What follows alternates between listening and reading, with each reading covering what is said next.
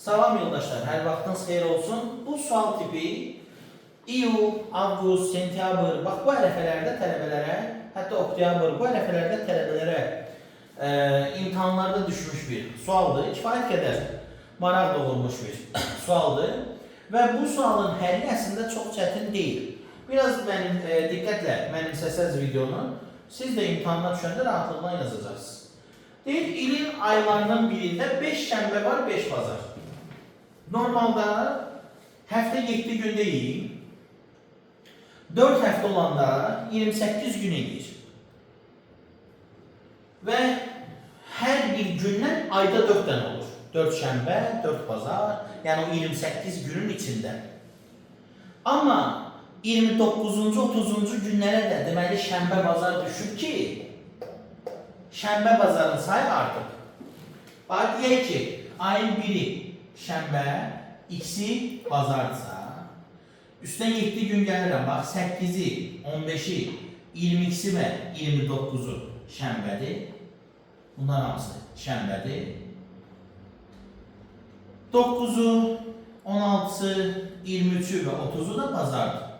Bu halda bir ayda 5 dənə bazar ola bilər də, düz deyil. Bir de yoldaşlar, burada bir tane de kiçik nüans var. Deyir ki, 4 tane cümə, 4 tane de bazar ertəsi var. Bax, əgər 30'u bazardırsa, 31'i bazar ertəsi olardı da, düzdür.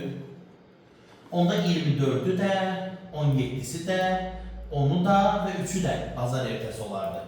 5 tane bazar ertəsi olardı. 4 bazar ertəsi varsa, deməli bu ay 31 günlük ay deyil. Bax, bunu bildiniz. Deyir, növbəti aya aid göstəricini təyin edin. Növbəti ay birindən başlayacaq. Bu 31 yoxdur axı, biri. Biri olacaq bazar ertəsi. İkisi olacaq çərşənbə axşamı. Üçü olacaq çərşənbə. Deyir, nə var? Həmin ayda 5 bazar, 5 çərşənbə, 5 cümə, 5 şənbə, yoxsa 5 cümə axşamı var? Təbii ki, 5 dənə çərşənbə var. Niyə? 3'ü çərşənbə, 10'u çərşənbə, 17'si çərşənbə, 24'ü çərşənbə, 31'i çərşənbə. Bax, 5 dənə çərşənbə var.